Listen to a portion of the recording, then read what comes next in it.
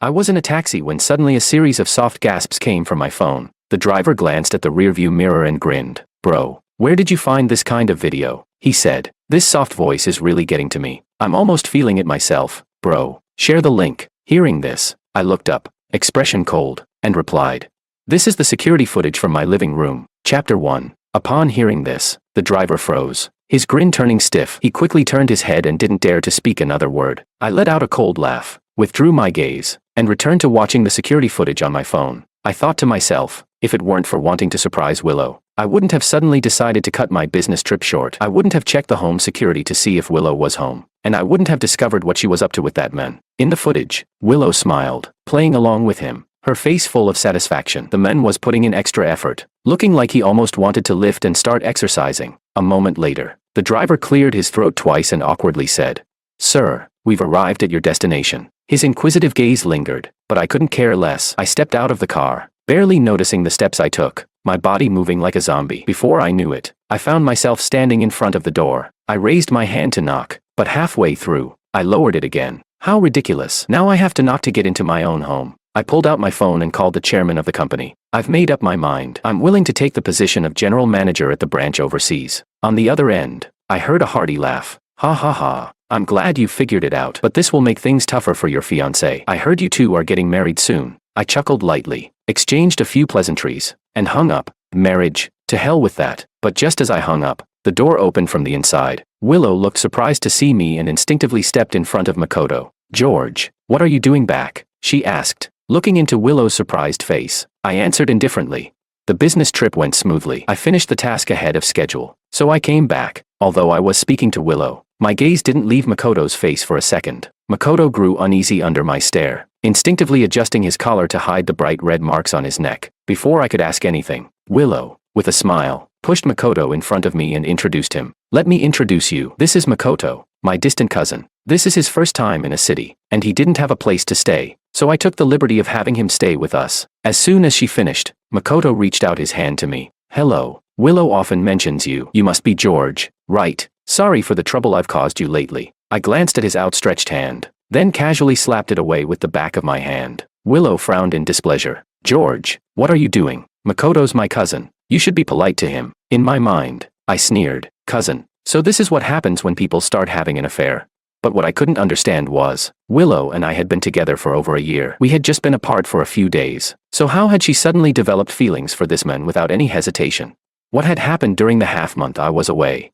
I wanted to know why, so I didn't expose them. Makoto sensed my hostility and awkwardly withdrew his hand. He pulled Willow towards the stairs, heading downstairs. "First time meeting you. Let me treat you to a meal as a thank you for taking care of my cousin," he said. I stood there, watching their backs as they walked side by side, my emotions a mix of confusion and resentment. If it were before, Willow would have given me a big hug when I came home. Then we'd go out for dinner, shopping, or watch a movie together. But now, Willow's entire focus was on Makoto. She didn't even glance at me. I walked in silence, heavy-hearted, following them downstairs. At the restaurant downstairs, Makoto looked at Willow with a doting smile. "Willow, should we stick with the usual?" Willow nodded with a smile, completely ignoring me as she stood next to them. They looked like a couple who had known each other for years, understanding each other's habits and preferences. Makoto glanced at me with a smug look and said, "The dishes I've ordered are all Willow's favorites. I hope you don't mind." I forced a smile and replied casually, "Of course not." Every time I ate with Willow, I also made sure to order what she liked. It wasn't a big deal for me. However,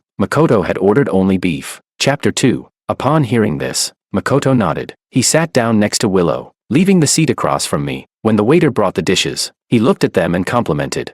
"This gentleman and lady look really perfect together. You must be a couple, right?" Makoto was pleased to hear this and waved his hand, pulling out several bills and handing them to the waiter. "Thanks for your service. This is a tip for you." The waiter's eyes widened in surprise, eagerly accepting the tip with both hands, his face almost splitting with a grin. He said a few words of good luck before finally retreating. Willow, caught off guard, lowered her head shyly but didn't deny it. I sat across from her, staring hard, as if trying to bore a hole in her face. I asked, "What, are you mute? Can't you even argue back?" Hearing my questioning tone, Willow raised her head in displeasure, snorted, and said, "Look at you, acting all petty. Do I need to explain myself every time someone misunderstands me?" Seeing that Willow was angry, Makoto immediately began patting her back reassuringly, saying softly, "Don't get upset, it's not worth it. Let's not be angry. Okay. When the food arrived, Makoto was the first to pick up some beef with his chopsticks and lovingly said to Willow, "Willow, eat more. Look at you. You're getting thinner." Then, Makoto placed another piece of beef into my bowl. He squinted slightly and said indifferently,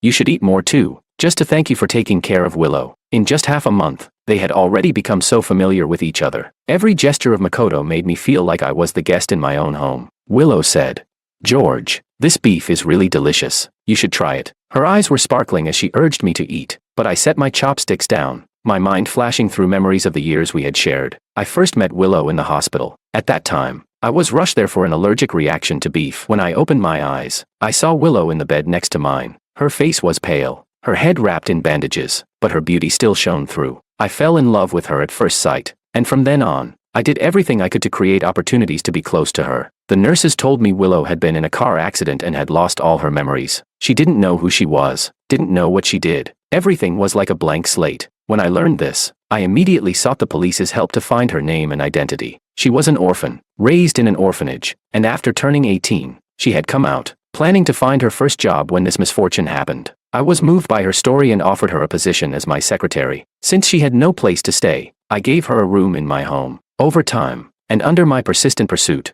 Willow's heart gradually opened, and we officially became a couple. 5 years of love, and I treated her better and better, almost fulfilling her every wish. Willow liked to travel, so I would always make time to accompany her. She liked baking, so I spent money on classes for her and bought her all the necessary tools. She liked wearing dresses, so I cleared out a room in the house for her clothes. Even when I was busy with work, I always set aside one day a week to spend time with Willow, enjoying a little romance together. Our relationship was growing stronger, and we were even talking about marriage. Although Willow had already agreed to marry me, I still wanted to propose to her in a romantic way. So, I ended my business trip early, hoping to surprise her. But now, Makoto's appearance had completely shattered everything. While he was around, Willow didn't even spare me a glance. Willow noticed I hadn't touched my food, and frowned, urging, "What are you waiting for? Eat." Her voice pulled me out of my memories, and I glanced at the beef in my bowl, feeling a surge of disgust. "I'm allergic to beef," I replied. Willow, upon hearing this, covered her mouth and started laughing. She pointed at me, mocking, "You're allergic to beef? We've been dating for 5 years, and I didn't know that." Willow's laughter made her tremble with amusement, and she naturally leaned into Makoto's embrace. In my heart, I sneered. So she still remembers she's my girlfriend. I had almost wondered if Willow had been replaced or if she had lost her memory again. But no, she hadn't, and she didn't even intend to confess anything about her relationship with Makoto. After finishing dinner, Willow kindly picked up a napkin and started wiping Makoto's mouth. I sat there, my hands clenched tightly under the table. On the way back, Willow skipped along, holding Makoto's hand, smiling happily. Halfway there, she turned around and said to me, "George, let's set our wedding date for next Monday. If we wait another day, Makoto will have to leave." Chapter 3. Her tone wasn't one of discussion, but of announcement. I nodded indifferently and replied, "Fine." For me, the timing of the wedding didn't matter, because I no longer wanted to marry her. I had no interest in marrying a woman who had betrayed me. When I returned home, I walked to my bedroom door, only to find that everything on the shelf was gone. I turned around and questioned, "Who moved my things in my room?" Makoto walked up slowly, his steps calm, and said with a harsh tone, "Why are you being so aggressive? What if you scare Willow? I just thought those decorations were ugly, so I packed them up and threw them away. They weren't valuable anyway. Was it really necessary to get this angry? Plus, you're a grown man, and you've got embroidery fans in your room. Aren't you afraid of people making fun of you?" Makoto looked at me, his eyes full of disdain and a hint of sarcasm. Seeing that he admitted it, my anger flared up. Before he could react, I swung my arm and, with a loud thud, landed a punch squarely on his face. Willow, who was passing by, saw this and rushed over to support Makoto. Her face full of concern, she asked, "Makoto, are you okay? Does it hurt?" The next moment, she turned and yelled at me, "George, what's wrong with you? Is it really necessary to hit him just because he moved a few things?" I had mentally prepared myself for Willow to defend him, but when I saw her so firmly stand by Makoto's side, the anger inside me turned to pure resentment. I pointed at Makoto and yelled, "Those things are mementos from my parents. How dare you throw them away?" While Willow was still trying to comfort Makoto, she suddenly froze at my words. Her eyes flashed with guilt, and she avoided meeting my gaze. But I wasn't going to let her off the hook. I stared directly at her and said, "You know how much those things mean to me. Who the hell does your so-called cousin think he is? Touching my stuff? It's light of me to just hit him." My voice grew louder with each word, and Willow trembled slightly at my outburst. Willow remembered that I had once told her the embroidery fans in my room were the last creations of my late mother. My mother had been a master of intangible cultural heritage, and during a trip to study embroidery techniques, she tragically died in a landslide, buried forever under the mountain. Unable to bear the loss of his beloved, my father sank into despair, and eventually, he passed away as well. In just 1 month, I lost both of my parents,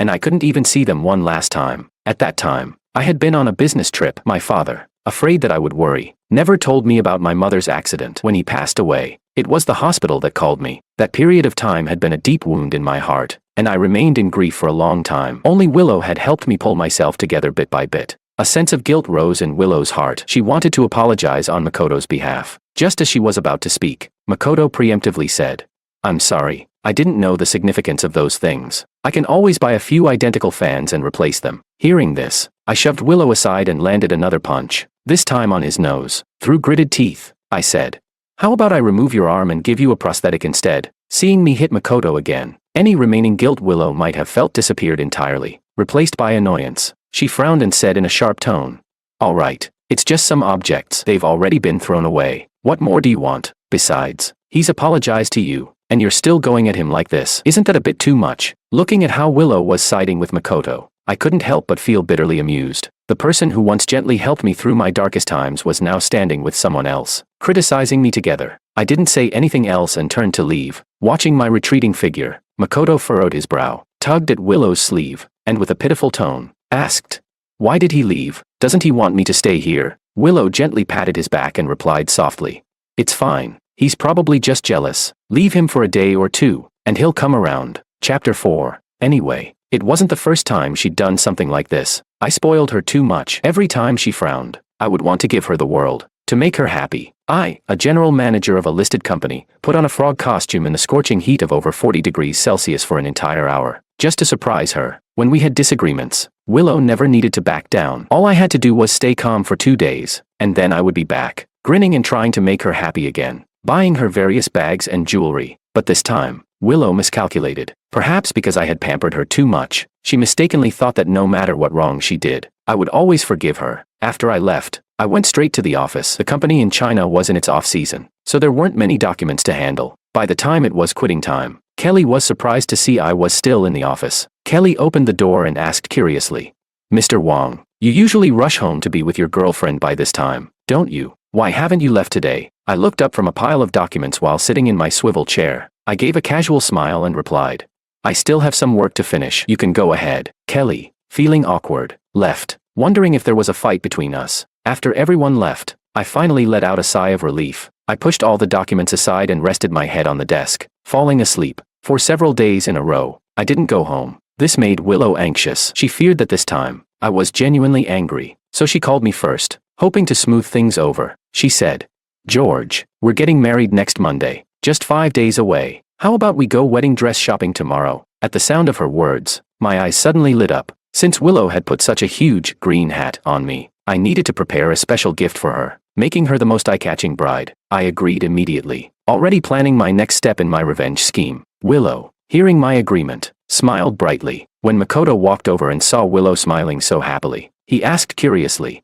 "What's going on? What's making my Willow so happy?" He casually wrapped his arm around her waist. Willow smiled proudly and raised an eyebrow, saying, "I thought he would be so stubborn and sulk for a long time. I didn't expect that as soon as I asked him to go wedding dress shopping, he agreed without hesitation. I knew it. He's totally in love with me." Hearing this, Makoto affectionately patted her head and said, "My Willow is so beautiful. It's only natural that men fall for her." The next day, I took an early shift and went to the wedding dress store Willow had mentioned. When I arrived at the door, I saw Makoto in a suit, helping Willow zip up her wedding dress. Willow had her head tilted, her long, wavy hair flowing down her smooth, white shoulders. They looked like a couple of models from a wedding poster, radiating love. The photographer couldn't resist snapping a picture of the scene. He handed the photo to Makoto and Willow, praising them with a smile.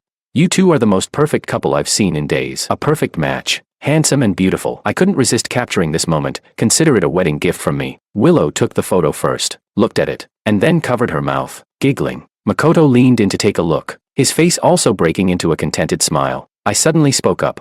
"How come I didn't know? So you two are really a couple?" I stuffed my hands in my pockets, my voice laced with irritation. Hearing this, Willow looked up, displeased. She asked, "Why are you being so jealous for no reason? You're late, and now you're making sarcastic comments." The staff, seeing the scene, wisely exited and closed the door behind them. They'd seen all sorts of strange things in their line of work and were long used to such drama. Makoto wrapped his arm around Willow's waist and gave me a challenging look. He said, "With your behavior, I don't feel comfortable leaving Willow with you." I let out a cold laugh and responded indifferently.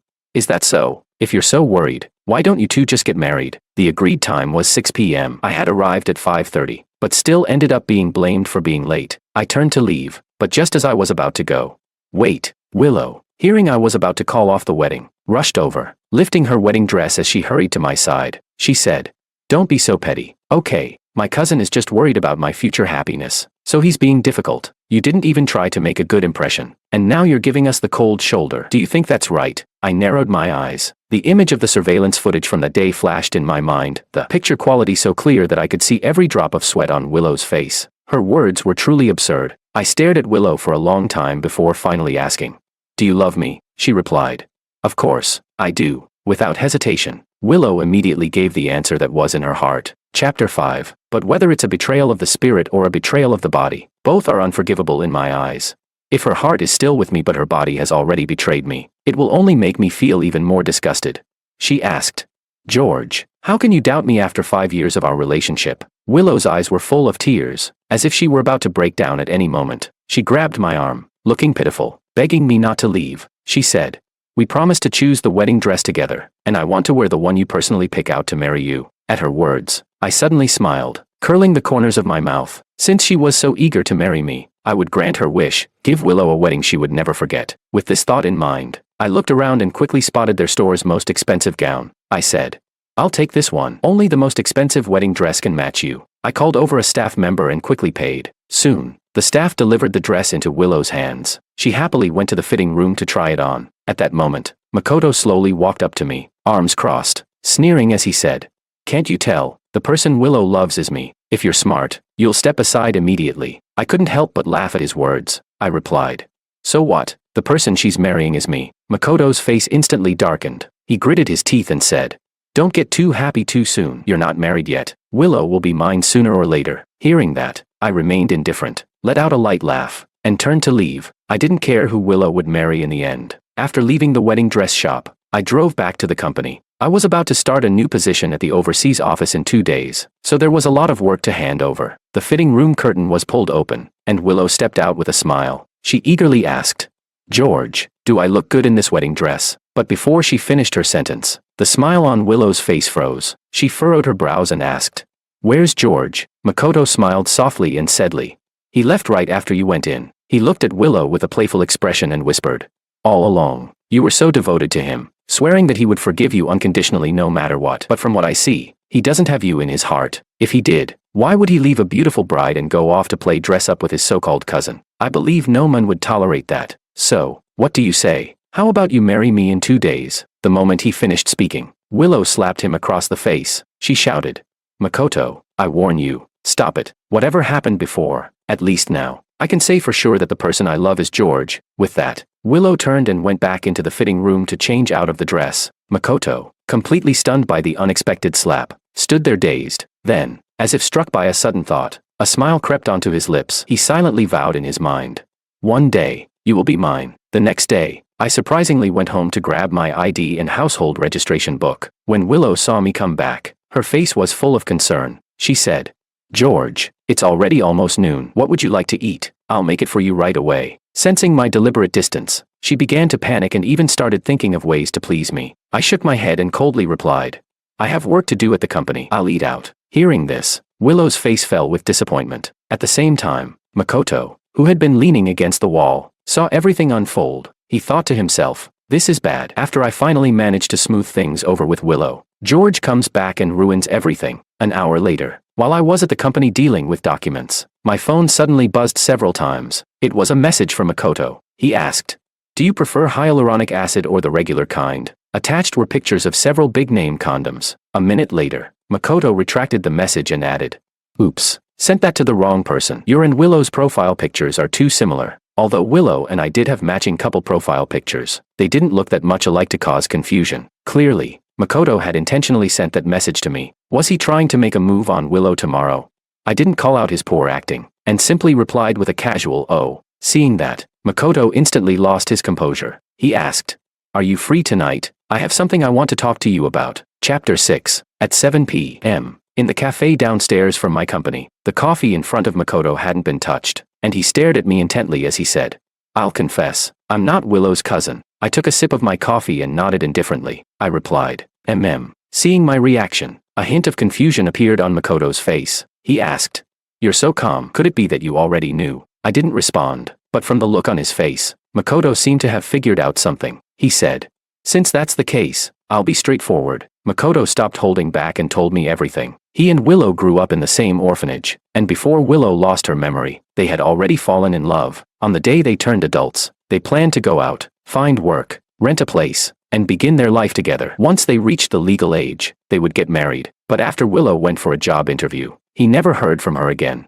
At that time, they had just entered society, and there were no cell phones. So aside from waiting for Willow to return in the rented apartment, he had no other way to reach her. He waited for over half a month, but in the end, he had to accept that Willow had left. He guessed that Willow must have found him too poor and had rejected him. It took him a long time to move on, and only recently did he receive some news about Willow. That's when he realized that she hadn't left him. She had lost her memory. So, I was the newcomer. I was the one who should step aside. I was a bit surprised and said, "So you two already knew each other?" That explained why their relationship developed so quickly. I had always been curious about it, but now that I had the answer right in front of me, I could hardly believe it. After so many years of love, so much effort, I was the third party. However, I couldn't shake the feeling that something about Makoto's story seemed off. When Willow disappeared, why didn't he call the police, but instead waited in the apartment like an idiot? But these things didn't matter anymore. I asked, "So why are you telling me all of this now?" I asked directly. I wasn't interested in playing games or wasting time. Makoto, seeing an opportunity, couldn't wait to say, "If I can prove that Willow still loves me, will you step aside?" His eyes were full of certainty, as if he was sure Willow still loved him and that I would just give in. I glanced at him nonchalantly and nodded lightly. Sure. Seeing that I agreed, Makoto quickly pulled out his phone and dialed Willow's number. He spoke to her in front of me. "Willow, tomorrow you're going to marry George. I have one last wish. Could you fulfill it?" Willow was silent for a moment before asking, "What's your last wish?" Makoto smiled and softly said, "I want to hear you say that you love me again." There was a long pause on the other end of the line before Willow's voice came through. "I love you." Satisfied with the answer, Makoto blew a kiss to the phone and hung up with a smile. He looked at me triumphantly. He said, "How's that? Tomorrow, you should know what to do, right?" After saying that, he didn't wait for my response and stood up to leave. I slowly took another sip of the coffee on the table. It had no sugar or milk, slightly bitter with a lingering aftertaste. For Willow, I had already let go. She was like coffee, bitter enough to make me frown, but after swallowing, a bit of sweetness lingered. I craved that tiny bit of sweetness, but when I tried to taste it again, it was all bitterness. It wasn't until today that I truly let myself go. When I saw the surveillance footage, I had hated Willow and Makoto, hated myself for misjudging people, hated that I was too busy with work and gave Makoto the chance, and hated myself for being so indulgent with Willow, letting her believe that no matter what she did, I would always love her. When I got home, Makoto's room was closed tight, and he must have already been asleep. At that moment, Willow came out of her room. She was holding a well-tailored suit and held it up in front of me, saying, "I know you're busy with work, so I had this suit custom made for you. Tomorrow, when you wear it, you'll be the handsomest groom." I took the suit with a neutral expression and said thank you. Willow, showing a rare wife-like side, only did these things when she sensed my coldness and detachment, when she thought I might give up on this relationship. George Wong. Willow called my full name. She hesitated for a moment and then asked, "You'll come to the wedding tomorrow, won't you?" They say a woman's intuition is the most accurate. She must have felt that my feelings for her had faded. In the past, no matter how much she misbehaved, I would indulgently look at her and say, "I really can't do anything about you." But now, even though she had carefully arranged this suit for me, I only glanced at it. As I reached the door, I heard Willow's voice. I didn't turn around but replied in a low voice, With that, I went back to my room and closed the door. Chapter 7. I looked at the custom-made suit in my hands. Perfectly tailored. I tried it on, and it fit well. It's surprising that Willow remembered my measurements so precisely. Perhaps, in her heart, she's been struggling as well. On one side, there's her boyfriend from before the memory loss, and on the other, there's her boyfriend after it. If she had to choose between the two, it must have been quite difficult for her. Since that's the case, I'll be the bigger person and make the choice for her. I wrote a farewell letter and tucked it under the sheets. That night, the hours felt particularly long. I gazed out at the city lights, not able to sleep, Time quietly slipped away between my fingers. I didn't notice when the dark night outside faded away, replaced by the faint light of dawn. Before I knew it, the wedding had begun smoothly. When Willow saw me in the custom suit, she finally smiled. She looked particularly beautiful today. The waistline of the wedding dress had been altered to perfectly highlight her stunning figure. Guests all around praised her. "This is the most beautiful bride I've ever seen. If I'm not mistaken, this wedding dress is a piece by Master Mauri, worth 10 million. 10 million for a wedding dress. This wedding is extravagant. The bride is so lucky." Willow, hearing all the compliments, lowered her head shyly. At the same time, the MC raised the microphone and loudly announced, "Next, let's welcome the groom." The whole hall erupted in warm applause. Some of them, just friends of the family, had never seen me before, so they were eagerly awaiting the appearance of this groom worth millions. At that moment, I had already changed out of my custom suit. I knocked on the door of the groomsmen's lounge and called Makoto out. When Makoto saw that I had changed out of the suit, he raised an eyebrow and asked, "Have you figured it out?" I gave a cold laugh and threw the suit at him. I said, "Wish you both a lifetime of happiness." With that, I turned and left. The car that the company had arranged to take me to the airport was already waiting at the hotel entrance. Without any hesitation, I opened the car door and got in. The midday sun streamed through the car window, bathing my face in warmth, like a new beginning. In the hotel lobby, the guests' applause continued for half a minute, but the groom's figure was still nowhere to be seen. The MC seemed a little awkward. He cleared his throat and explained, "Perhaps the groom is a little nervous and didn't hear our call." The next second, he raised the microphone to his mouth and increased his volume. Let's give an even more enthusiastic round of applause to welcome the groom. As soon as he finished speaking, the applause grew louder. On stage, Willow bit her lip, her hands tightly clutching the hem of her dress. She had an unsettling feeling in her heart. Someone shouted, "The groom's coming. He's coming." With the exclamation, Makoto slowly walked up from the back of the hall. The guests' applause grew even more enthusiastic. "They're a perfect match. A handsome couple. Such a beautiful bride deserves such a handsome groom." At this moment, Willow couldn't hear the applause from the guests. She looked at Makoto beside her, confusion written all over her face. She asked, "Why is it you? Where's George?" She didn't lower her voice on purpose, and everyone sitting in the front row, including the MC, could hear her clearly. The experienced MC caught the hint in her words. He held the microphone but didn't rush to continue with the ceremony. Makoto, under questioning, lowered his voice and quietly said, "I told him everything." George said, "He blesses us. He's already gone." When Willow heard this, her pupils dilated in shock. She shook her head in disbelief and screamed, "No, that's impossible." With that, she lifted her wedding dress and ran out of the hotel. As Willow ran out of the hotel, she saw me getting into a car. She screamed in anguish, "George, you promised to marry me. Why are you breaking your word?" The only answer she received was the dust kicked up by the car speeding away. She kicked off her high heels and grabbed the hem of her dress as she chased after me. She shouted, "George, I love you. Come back to me." Outside the hotel, the main city road was congested with traffic. The car I was in had excellent soundproofing,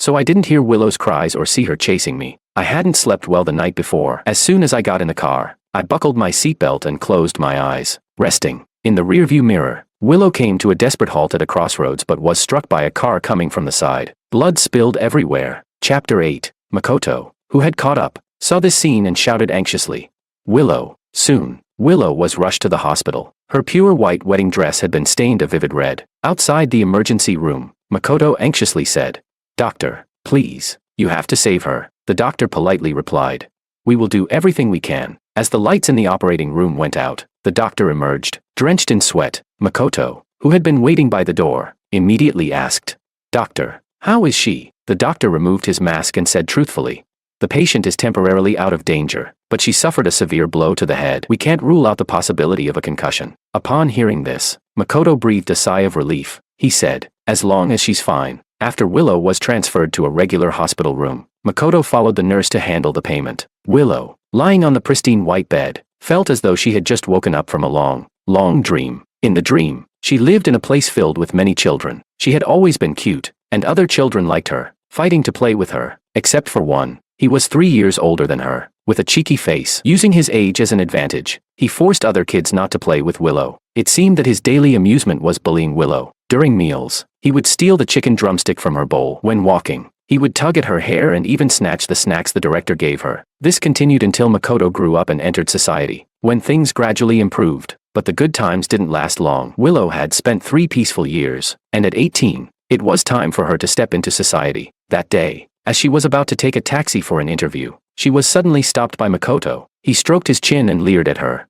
"Little Willow, Didn't expect you to be 18 so soon. You look even prettier now. It's worth waiting outside for you for 3 years." As he spoke, he began to make inappropriate advances toward Willow. Realizing something was wrong, Willow immediately turned and ran. Makoto chased her relentlessly. As Willow glanced back in fear, she was struck by a car coming from the opposite direction. When she woke up in the hospital, she had forgotten everything from the past. She didn't know who she was, nor where she came from. It was a fellow patient in her ward, a caring brother, who stayed by her side while she recovered. He helped her find her name and background. It turned out she was an orphan, with no family to love or care for her. I felt sorry for her and arranged a job for her, a light one. Over time, as we spent more time together, I began to aggressively pursue her, and gradually, Willow developed feelings for me. She agreed to my pursuit, and we became a couple. We dated for 5 years, and by then, my career had made progress. Before I left on a business trip, I proposed to her verbally. Willow happily agreed, but 2 days after I left, a familiar face appeared at the door. Makoto, somehow having gotten her address, saw her and immediately called out her name, hugging her joyfully. He told Willow that they had grown up together in the orphanage. They had been deeply in love and even lived together in a rented apartment. But one day, Willow suddenly disappeared, and he couldn't find her. He thought she had abandoned him. He searched for Willow for 5 years. Willow didn't believe him at first, but when the orphanage and the name matched, she had no choice but to believe him. However, she already had a boyfriend, so she tried to convince him to break up, but Makoto wouldn't give up. He said that unless Willow agreed to be with him one more time, he would keep pestering her. He also threatened to send videos from their past to George if she didn't comply. He threatened her while forcing himself on her. In the end, to prevent George from learning about this past, she reluctantly gave in. However, after a few days, Makoto still showed no signs of leaving. He said, "Unless you show me that George loves you more than I do, I won't let go." Willow, eager to cut ties with him, immediately agreed. Later, to prove my love for her, Willow repeatedly provoked me. She was certain that I would never give up on her, but things didn't go as expected. At the wedding, I left. Willow, in an attempt to get me back, got into an accident. As Willow reflected on everything, she covered her mouth and cried. She hated Makoto. She hated him for not only causing her memory loss, but also for making her lose her true love and ruining the happiness she was about to receive. When Makoto returned after paying, he was still holding a box of millet porridge. He looked at Willow, smiling as he said, "Willow, it's not that I don't want to give you the best. The doctor specifically told me that you need to eat porridge these next few days." He set up the small table, opened the box, and scooped a spoonful of porridge, blowing on it to cool it down. Once it was warm, Makoto brought the porridge to Willow's lips. Chapter 9. Willow looked at her enemy, her eyes welling with tears, but she stubbornly refused to let them fall. Makoto asked, "What's wrong?" Seeing Willow's tears, Makoto raised his hand to wipe the tears from the corner of her eyes. He said, "Are you still sad about George leaving? I've already told you. He never loved you as much as you thought." Willow's eyes, like two pools of water, stared fixedly at Makoto. She turned her head to avoid his touch and coldly spoke, "I remember now. I remember everything." At these words, Makoto's hand holding the porridge shook involuntarily. His expression cracked suddenly, and his words became stammered. He said, You already know," without Willow answering. Her cold expression made it clear she had remembered everything, including how he used to bully her and how he had deceived her later on. However, his panic was brief, and Makoto quickly regained his composure. He let out a light laugh and said,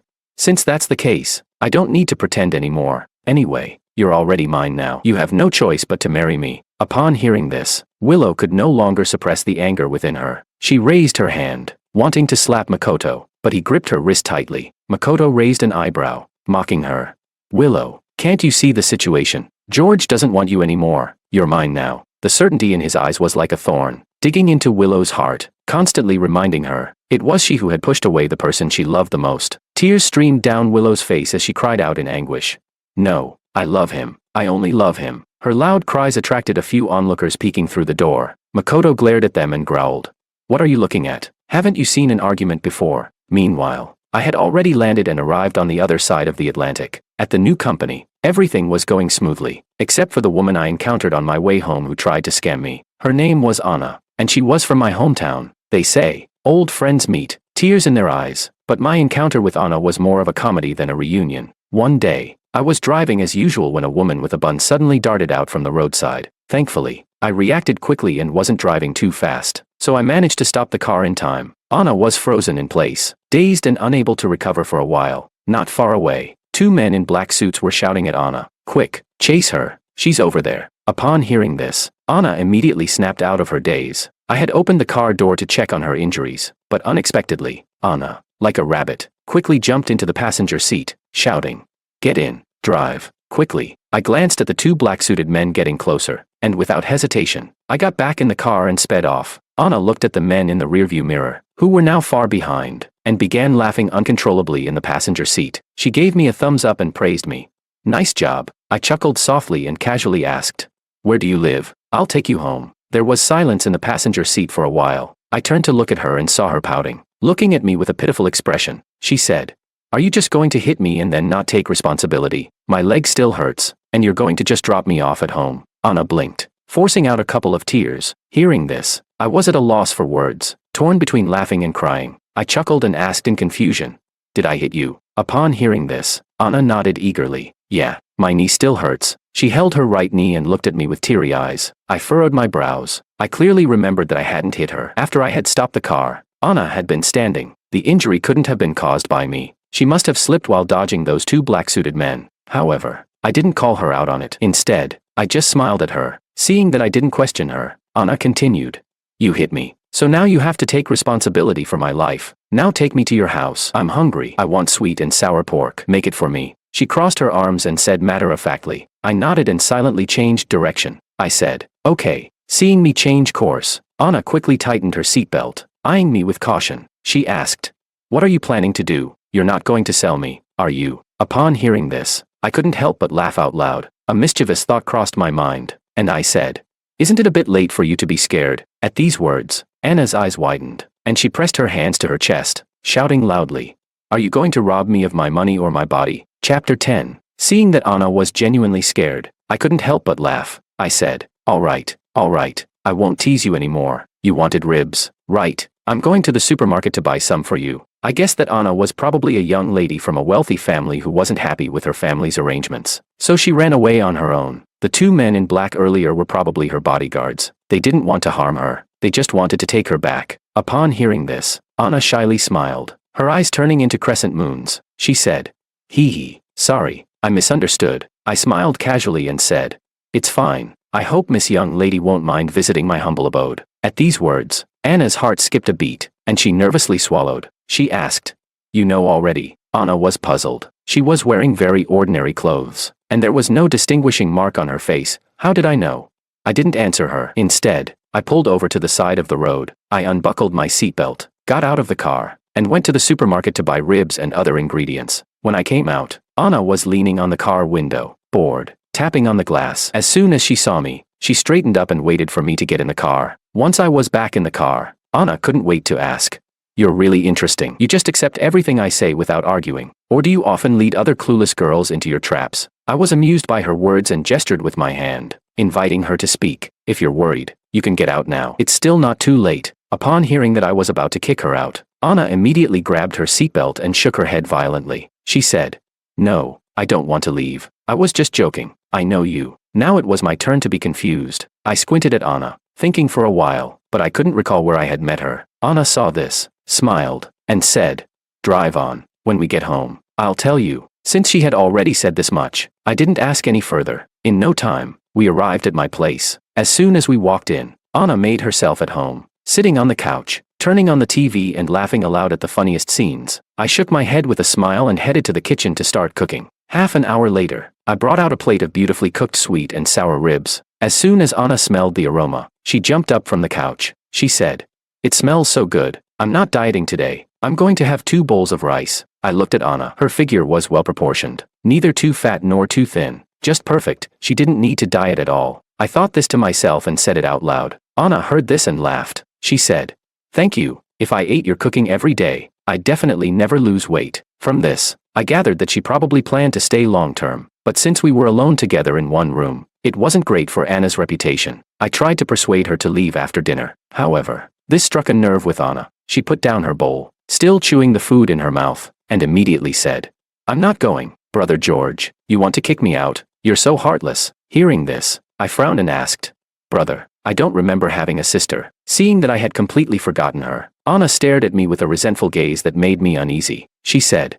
"When we were little, you even spanked me. Don't you remember?" At this, everything clicked in my mind. I remembered it all in an instant. It turned out that Anna and I had a past connection. Our fathers had been good friends for years, and when the adults were having tea and chatting, we would be playing nearby. Anna had been mischievous as a child, always causing trouble at home. She once ruined a model airplane I had spent 3 months putting together. At the time, Anna didn't care and casually said, "Don't worry, I'll buy you another one." Furious, I had pushed her against the wall and spanked her, saying while doing so, "Do you know what you did wrong?" Later, her crying had drawn the attention of the adults, and I didn't escape a beating either. Even now, years later, thinking about it, my bottom still aches. Seeing my expression, Anna playfully punched my arm and laughed. After she had enough of laughing, she pointed to her face and said, surprised, "Huh, I turned out so pretty when I grew up. Are you regretting spanking me now?" While cleaning up the dishes, I teased, "I do regret it. Regret not spanking the important parts." Anna hadn't expected George to be so unconventional, completely different from her usual suitors. She quickly stepped forward to help with the dishes. She said, I'll do it. You cooked, so I'll wash the dishes. That's the rule of freeloading." Chapter 11. I couldn't help but laugh as I watched Anna, who had completely taken over the couch, pushing me to one side. She was just like when we were kids, big, carefree, and totally without any ill intentions. Even if she had some schemes, they were written all over her face, like a naive beauty. Anna stayed at my place, and while I went to work during the day, she slept in until noon, waking up whenever she felt like it. When she was hungry, she'd raid the fridge. In the afternoon, right before I got off work, she would message me her food order. After work, I'd go buy the ingredients and come back to cook for her. Our life together felt like a young couple in love. Anna's father knew she was at my place, so he finally stopped worrying and pulled back the bodyguards who had been tracking her. He figured it was better for her to stay with me, someone he knew well, rather than out there with some unknown guy. After all, we were essentially just brother and sister, so there was no reason to worry about anything inappropriate happening. Anna had been staying with me for half a month when her father finally couldn't wait any longer and called me. He sighed and pleaded,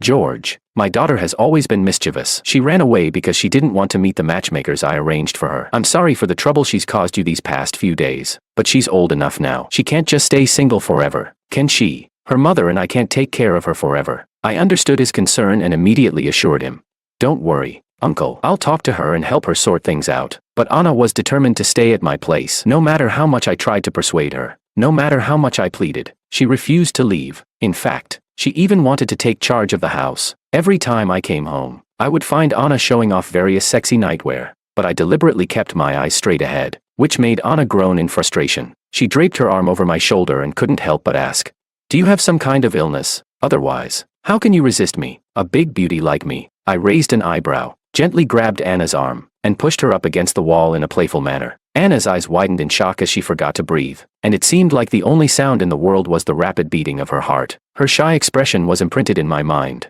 I lowered my voice and spoke. "Now, do you still want me to fall for you? The consequences won't be something you can handle." As soon as I finished speaking, Anna's lips pressed against mine. In that moment, my heart skipped a beat. I had originally just wanted to tease her, but I never expected Anna to be serious. Worried she might regret it later, I reached out to push her away, but Anna held onto my hand tightly, her eyes hazy as she looked at me. She said, "I like you. I've liked you for a long time. Let's be together." Okay. After saying that, she leaned in again, closer this time. I was a normal man, and after being teased every day, now with her soft and warm body in my arms, I couldn't hold back any longer. Meanwhile, back in China, Makoto's true nature was exposed, and he no longer pretended to be the affectionate guy. He brought Willow back with him, locking her up at his house, not allowing her to go out or contact anyone. Willow's eyes were swollen from crying, and she asked him with red eyes, "Why? What do you get out of this?" After driving George away, now he had locked her up. Willow really couldn't understand his motives. Makoto lit a cigarette and started smoking, blowing out smoke rings as he raised an eyebrow and looked at Willow. "Why? Don't you see how I feel about you? Why do you only like that man? What does he have that I don't?" At these words, Willow furrowed her brows in confusion. From her memory, Makoto had only ever bullied her, and later on, he developed some inappropriate feelings, just wanting to take advantage of her. What kind of love was that? Makoto reached out to touch Willow's face, and the moist sensation on his fingers was from her tears. His expression turned violent as he angrily pressed the cigarette butt into Willow's shoulder, causing her to cry out in pain. Seeing her suffering, Makoto suddenly smiled, grabbing her chin in a possessive way as he spoke almost obsessively.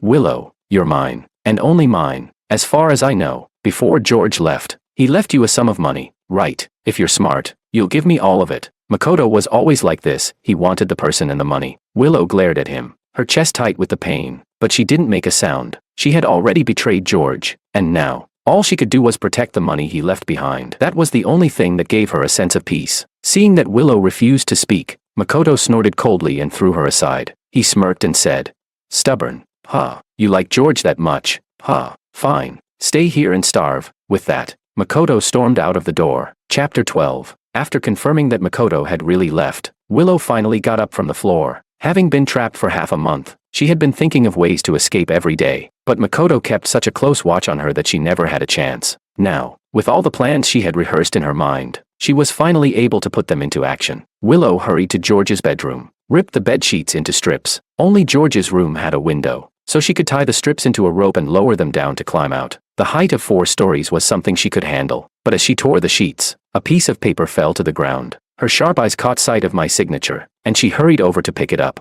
The note read, "To my beloved Willow." Willow's tears could no longer be held back. They poured out like a burst dam, flooding down her face. She covered her mouth, trying to keep herself from making any sound. The further she read, the more her heart ached. George had written, "Willow, by the time you read this letter, I will have already left. The 5 years we spent together were the happiest of my life, and I love you deeply. I also know that your feelings for me are real, but before you lost your memory, you already had someone else you loved. When faced with 2 great loves, it's hard to choose. Sometimes the person in the situation is blind to the truth, while the outsider sees it clearly. I can feel it. Willow, since Makoto came into the picture, your love for him has become more evident. So I've chosen to step back and let you be with him." Willow's tears fell heavily onto the letter, blurring George's name. She desperately tried to wipe them away, but the more she rubbed, the darker the ink became. Finally, she folded the letter and stuffed it into her bag. The most urgent thing now was to escape. Willow grabbed her bank card, climbed down the sheets, and found the nearest police station. Makoto was arrested for breaking into a private residence and illegal detention, and he was detained for 15 days. During this time, Willow sold the house and transferred all the money into her account. After that, she went to the company where George used to work. Willow had always entered and exited the company together with him, and they were the envy of many employees. The air in the building seemed to be filled with the sweet memories of their time together. The receptionist at the front desk greeted Willow enthusiastically when she saw her. "Miss Liu, did you come to the company to pick up something that Mr. Wang left behind?" Willow shook her head and asked directly,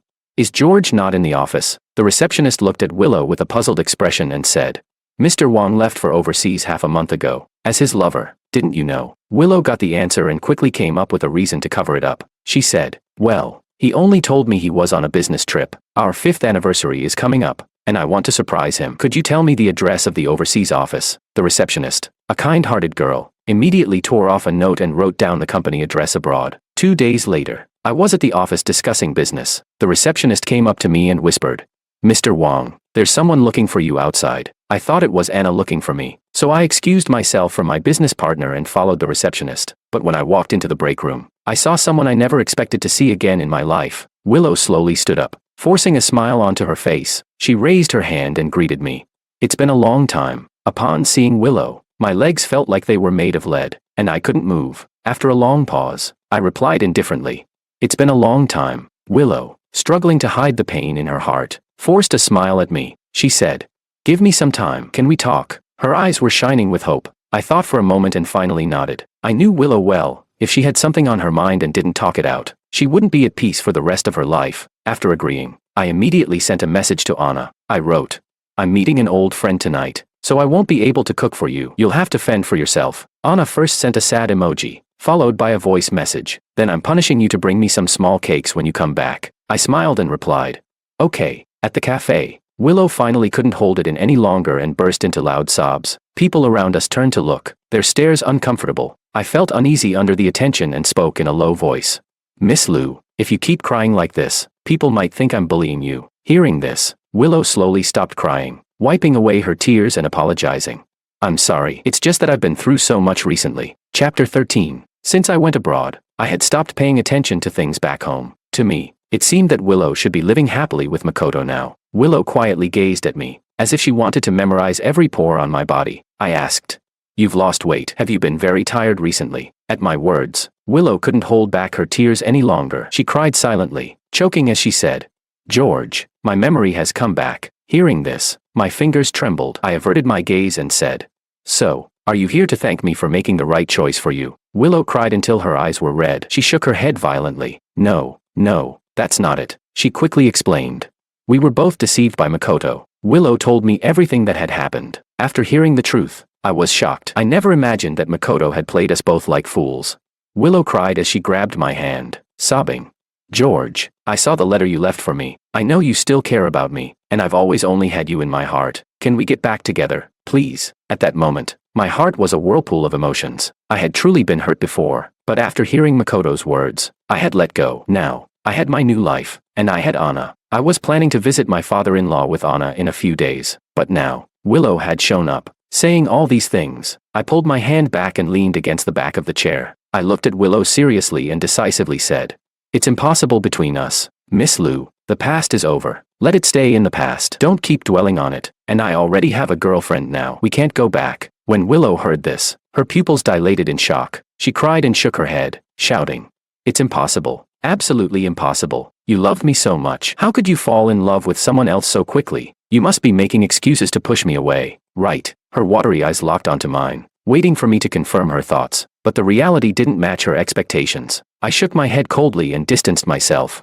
"Miss Lu, if you don't have anything else to say, let's end it here. I have things to deal with at home, so I'm leaving now." After saying this, I turned and walked out. When I returned home, I was surprised to see a few dishes on the table, my favorites, braised ribs, cola chicken wings, and meatballs. Before I could react, Anna walked out of the kitchen holding 2 bowls of rice. She smiled, her eyes squinted, and sweetly said, "How's it going? Am I a good cook? Having a girlfriend like me, you must be secretly enjoying it." All these dishes were ones Anna had learned to make by watching me. Normally, I did all the cooking, so she didn't get a chance to show off. But today, since I was busy, she got the opportunity to shine. Looking at Anna's joyful expression, as if she had won a victory, I was infected by her happiness and laughed. She said, "Why are you still standing there? Go wash your hands and eat." Hearing Anna, I snapped back to reality. I quickly washed my hands and eagerly sat down to eat. I complimented her.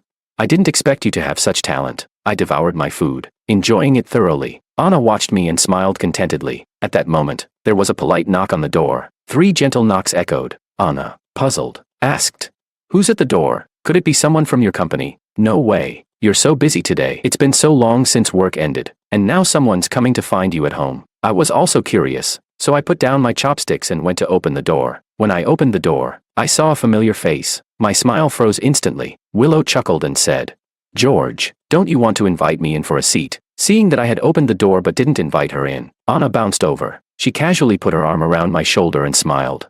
"What are you standing there for? Come in and sit." When Anna appeared in front of Willow, Willow finally understood that I hadn't been lying to her. Everything I had said was true. It made sense. I never lied to her. I never even told a white lie. But even with my sincere honesty, she had lost me. Willow looked into my eyes, and they became tear-filled. She said, "George, I have something I want to talk to her about. Could you give us a moment?" Hearing this, Anna pointed at herself in confusion and asked, "Me? But we don't even know each other." I felt a little awkward. I was afraid Willow might take advantage of Anna. Willow could see my concerns and gave a helpless, bitter smile. Chapter 14. She never imagined that this meticulous love would one day fall into someone else's hands. She said, "Don't worry, I won't do anything to her. Besides, this is your home. What are you afraid of?" Willow's words completely dispelled the doubts in my mind. After getting Anna's consent, I entered the room, leaving the living room space for them. Once they were seated, Willow stared at Anna intently, as if she were looking through her to someone else. Anna, confused, touched her face and asked,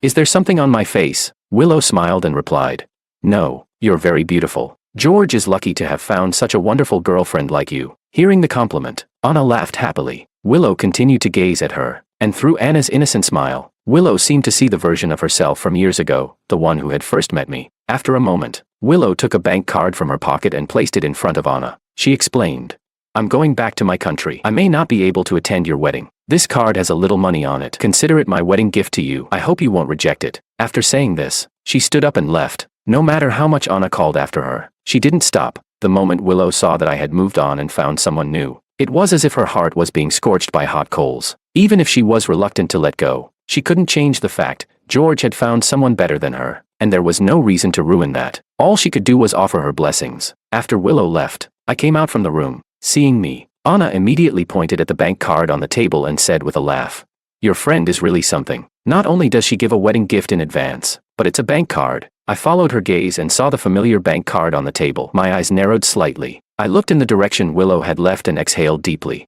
That night, I told Anna everything about my past relationship. At first, Anna couldn't believe it. After all, amnesia was something that usually only happened in TV dramas, and she had happened to be in 2 car accidents and survived both. But after thinking it over, Anna sighed. It's just fate. Miss Lu and you have a deep connection, but no destiny. I turned to her, smiled slightly, and softly said, "Don't worry, when I loved you, my heart was completely yours." Hearing my promise, Anna smiled sweetly, hugged me, and gave me a light kiss on the cheek. After leaving my house, Willow didn't immediately return to her country. Even though she had said she would let go, she still couldn't bear to leave me. She wanted to see me, to watch me find happiness, to watch me be happy every day. Although it was morally wrong to spy on someone else's happiness, Willow couldn't control her inner longing, until Makoto came looking for her. Seeing Makoto's face again, Willow felt a shiver run through her body. She was afraid of what Makoto might do. Seeing Willow in this state, Makoto grinned and stepped closer to her. He said, "What's the matter? Hasn't it been just a few days? Don't you recognize me anymore? We were so close back then." Saying this, Makoto raised his hand to lift Willow's chin. A nostalgic look on his face, Willow nearly collapsed. The painful memories of the past surged in her mind like a flood. She cried, pleading, "Please, I beg you, leave me alone. You've already destroyed me. What else do you want?" Looking at Willow, now a mess of tears, Makoto furrowed his brows and feigned sympathy.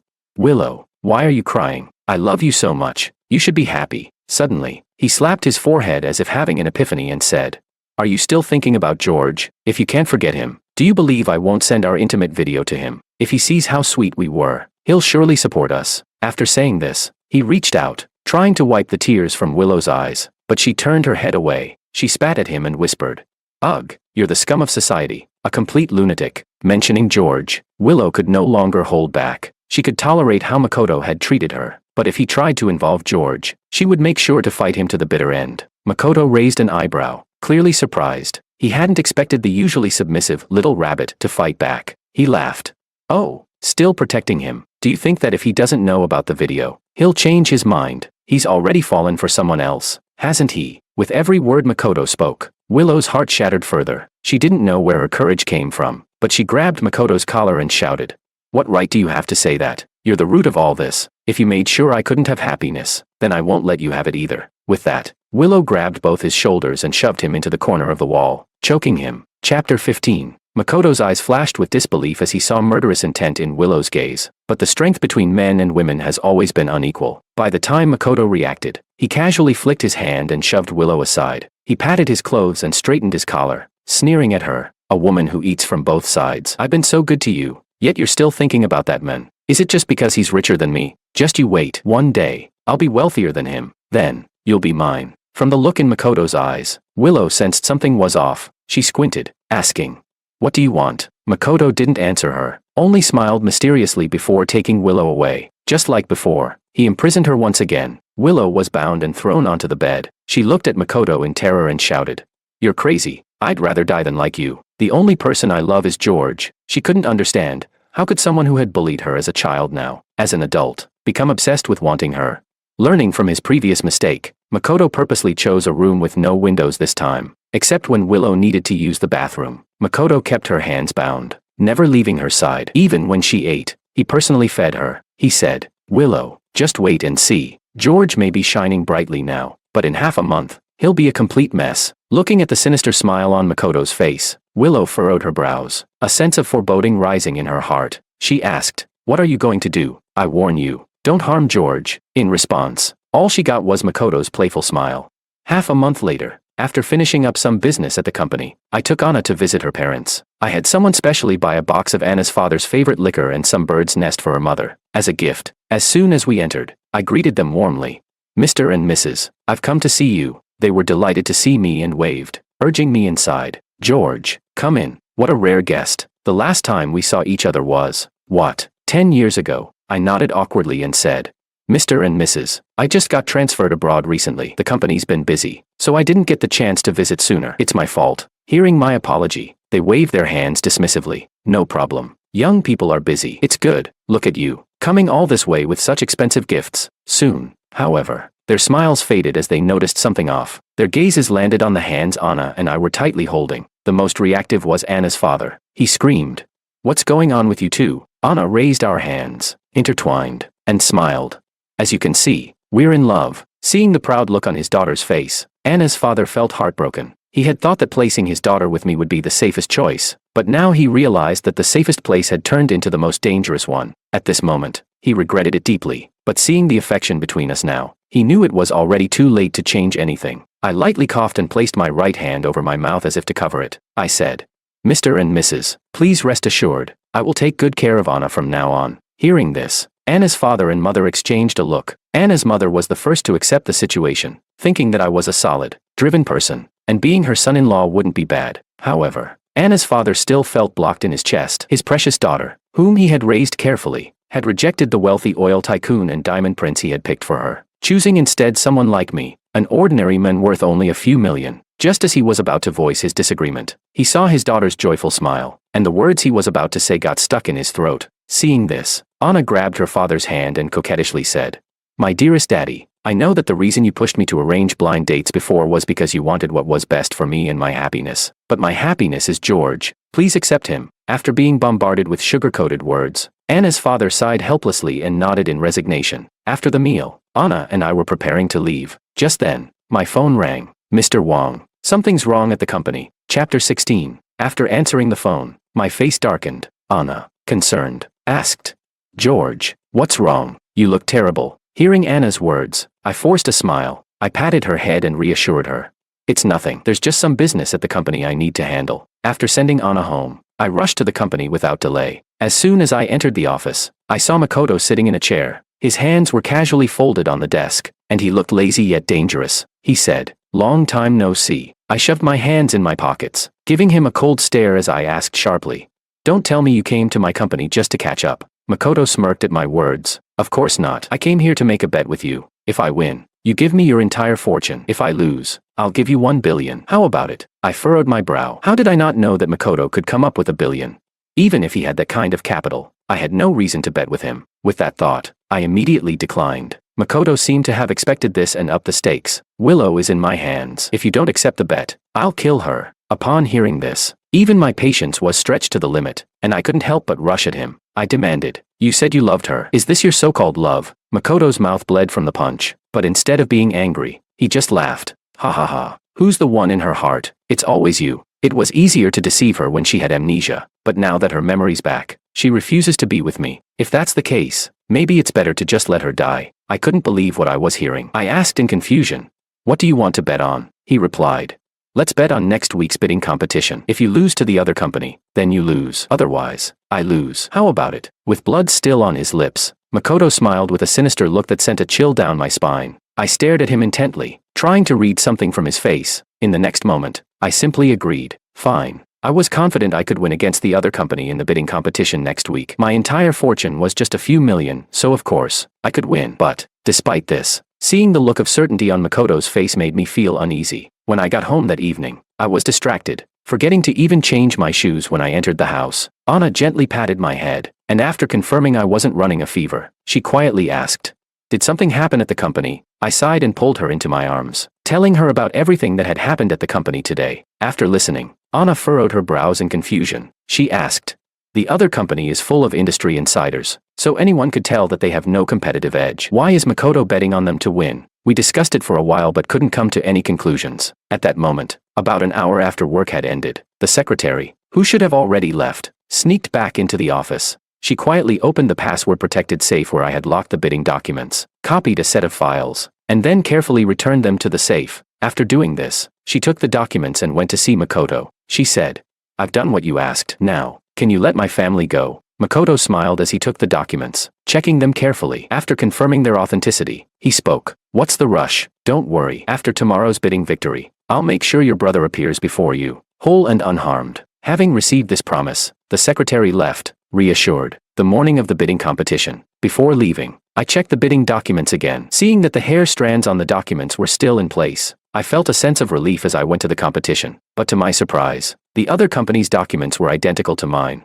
As expected, I lost the bid and was kicked out of the competition venue. As I exited, I saw Makoto leaning casually against the wall, looking at me with a smug expression. He said, "You lost. Now it's time to fulfill your promise." With that, Makoto pulled out a transfer agreement and pointed to the place where I was supposed to sign. "Just sign here." I took the agreement, my hands trembling uncontrollably. He continued, I've waited a long time for this moment. I want to prove that I'm stronger than you. I am the one Willow should love. You lost. George, from today on, you're worthless. I nodded in grim resignation and took the pen from his hand. Just as I was about to sign, I snapped the pen in half. I asked, "Why should I sign?" Makoto was speechless, stuttering.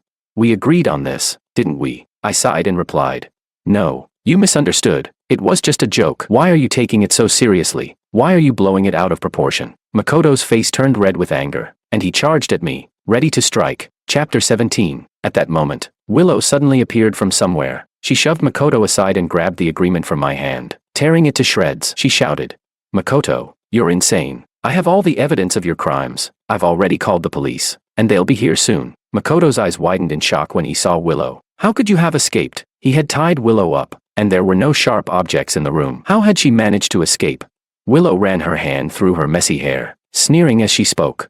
"It shouldn't have been possible, but you made a mistake by kidnapping the wrong person." Makoto had kidnapped her brother to force her to help him, using his life to threaten her. But he didn't realize that the man wasn't just any ordinary person, he was a retired soldier. He easily untied himself and was about to leave, but then he found another woman tied up in the next room. So, he rescued Willow as well. After that, he went to the police, and knowing that Makoto would harm me, Willow immediately came to my rescue. She glanced at me, relieved to have made it in time. In the past, I was always the one protecting her, clearing the obstacles for her. This time, it was her turn to shield me from the storm. Makoto, realizing that it was his own mistake that allowed Willow to escape, was filled with regret. But soon, he seemed to shrug it off. He gritted his teeth and said, "It's fine that you escaped. Now, let's see how George loses to me. Willow, I am the one you should love." He grabbed Willow's hand and placed it on his chest, urging her to feel his heartbeat. Willow, disgusted, pulled her hand away and stepped in front of me. "Crazy, you can still turn yourself in. Once the police arrive, you won't be able to escape. The accounts in both the domestic and foreign markets, they need to be settled together. And your bribery of the secretary to steal business secrets, that'll get you a long sentence." At her words, Makoto raised both his hands, clutching his head. He laughed manically.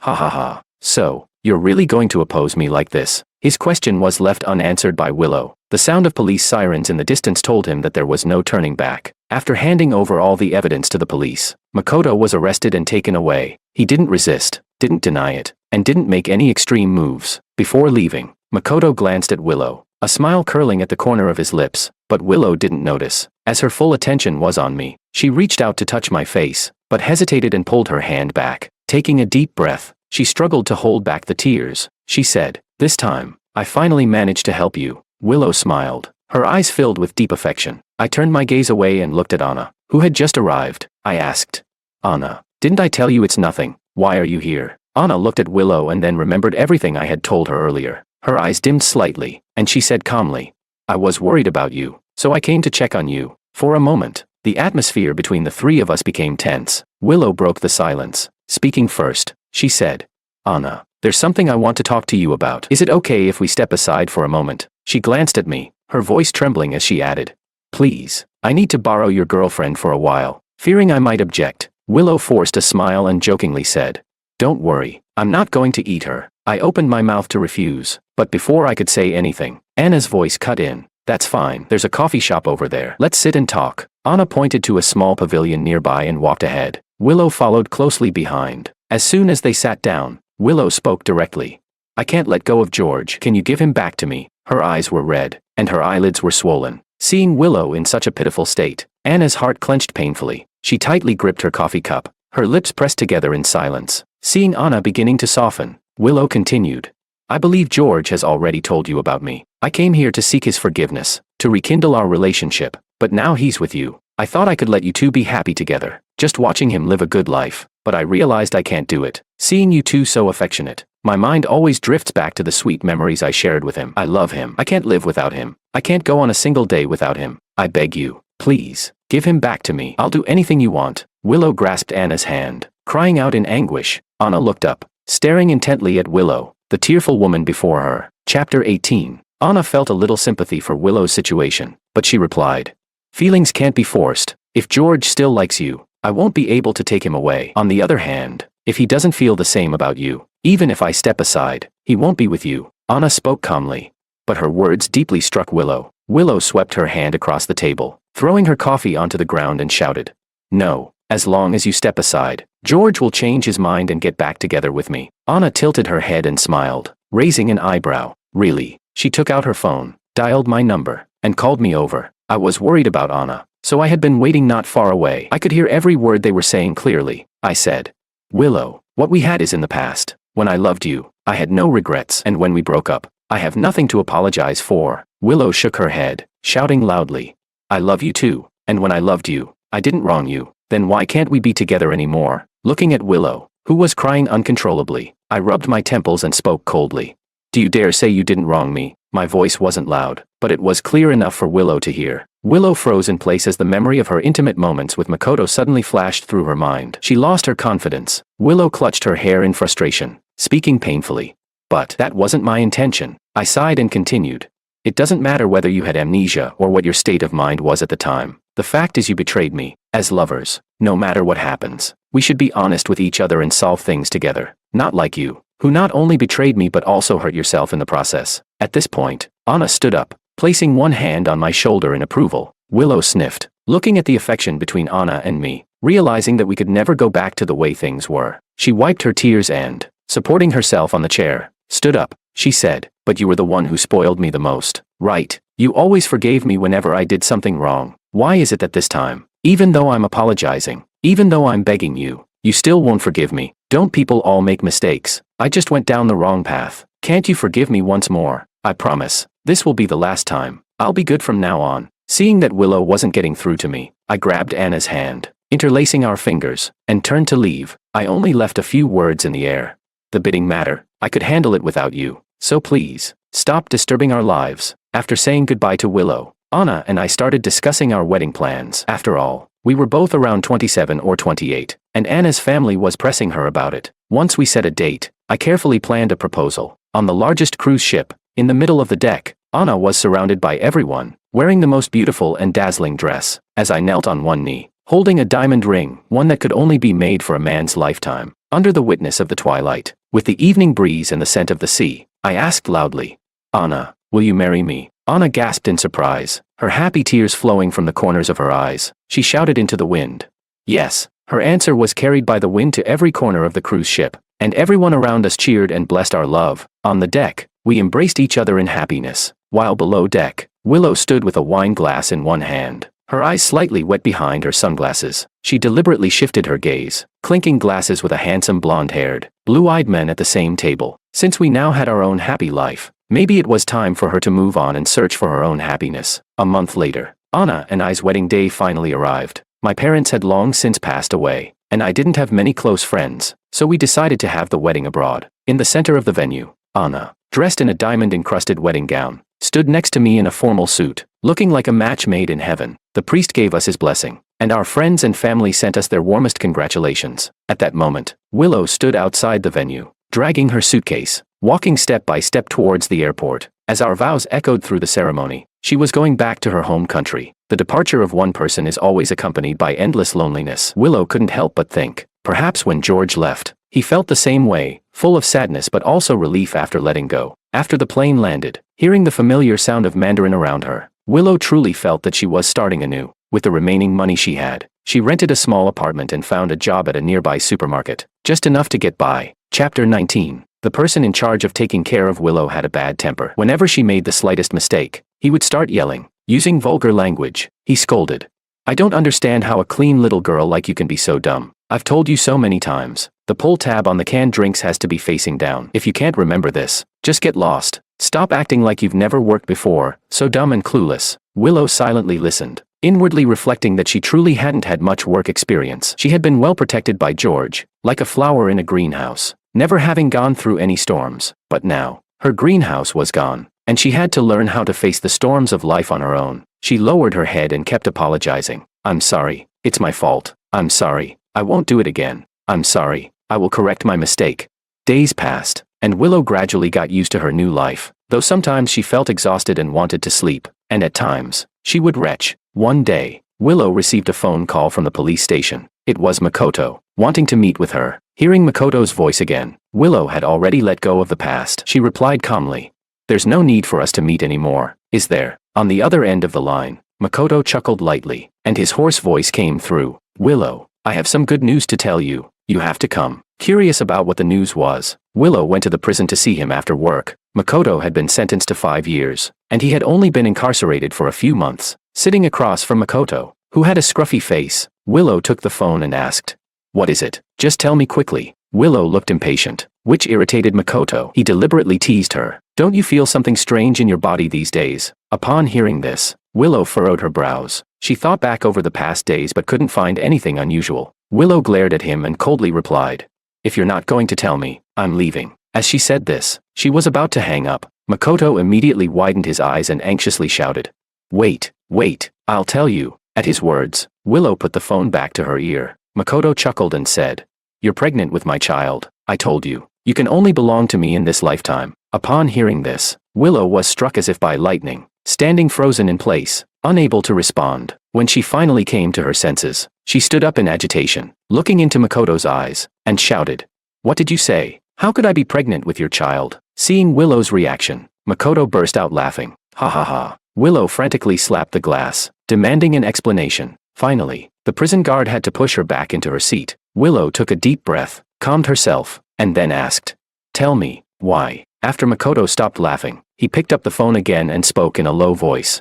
"You were already pregnant when you had the car accident. If you calculate the dates, it's my child. That's when I decided I wanted to have you completely. As for before, I just wanted to play with you and make some money off you." Upon hearing this news, Willow's mind exploded. She hung up the phone and immediately went to the hospital for an examination. The report showed that she was 4 months pregnant. Willow couldn't believe it, gently touching her stomach, and when she recalled the earlier bouts of nausea, she had no choice but to accept it. This, without a doubt, was another huge blow to her. Willow had finally managed to forget the harm Makoto had caused her and had just begun a new life. But now, because of the child, she was tangled up with him again. She pounded on her stomach in frustration, wanting to get rid of it. Chapter 20. But when she looked up, she saw a woman pushing a baby stroller walking by. The woman was gently singing a lullaby, slowly pushing the stroller, soothing the baby to sleep. The baby in the stroller looked up at Willow, smiling and giggling at her. The woman noticed the report in Willow's hand and kindly pulled her aside, smiling as she said, "You're pregnant, aren't you? Are you a little scared?" She noticed the tears in Willow's eyes, raised her hand, and gently wiped them away. She continued, "When I was pregnant, I was scared too, just like you. I was so upset, I could cry, but now that my baby is here, looking at her makes me happy. Come over and take a look. She's so cute." Willow leaned in and took a glance. The baby seemed so full of life, staring at her with wide eyes and smiling. This changed Willow's mood. She gently touched her own belly. Inside, there was also a life as lovely as that. The grudges of the adults shouldn't involve the child. The child was innocent. She made the decision to keep the baby and give birth to him. 6 months later, Anna and I returned to our country. Anna looked at my hand holding hers as I helped her down the plane, unable to resist teasing. "Hey, I'm just pregnant, not handicapped. There's no need to treat me like a princess." I smiled indulgently, supporting Anna as she got off the plane, and said gently, "You are my princess, and besides, now that you're carrying the fruit of our love, I have to treat you even better." Anna's eyes narrowed with a smile upon hearing this. She said, "I knew I was right from the beginning. Well then, in appreciation of your attentiveness, I'll allow you the chance to take care of me." At her words, I bent down slightly and joked, "Thank you, princess, for giving me this opportunity." Since becoming pregnant, Anna had become more sentimental. She grew up in our country and wanted our baby to be born here. So I applied for a transfer at work, and we moved back. After settling in the new house, Anna looked around and then, holding her belly, playfully said to me, "George, our baby is hungry and wants some steak. Is that okay?" She winked at me, amused. I patted her head and affectionately said, "Of course, we can have steak." As we walked downstairs, Anna and I passed a supermarket. She was feeling thirsty, so we went inside to buy 2 bottles of water. Just as we grabbed the water and were heading to the checkout counter, I saw Willow, who was restocking shelves while pushing a small cart. She also had a baby on her back, sleeping soundly in a swaddle. Even the motorcycle speeding outside the supermarket didn't disturb the baby's peaceful sleep. As soon as Willow lifted her head, she saw Anna, with her large belly, and me carefully protecting her, afraid the shelves might bump into her. Willow glanced at us, then lowered her head, pushed the cart, and turned to leave. The past was behind us. Now, we were on separate paths, living our own lives. Meeting again only brought unnecessary trouble. Anna had just finished paying and was calling me to go eat steak when she noticed I had been staring at one direction for a long time. But when she looked over, there was nothing there. Anna couldn't help but ask, "What were you looking at just now?" Hearing Anna's question, I withdrew my gaze, shook my head, and replied, "It's nothing. Let's go eat steak." You and the baby must be tired. I should treat you both well. Willow and I had long been people on separate roads. Seeing each other now and pretending not to know each other was the best outcome for us, leaving behind the past in the crowd.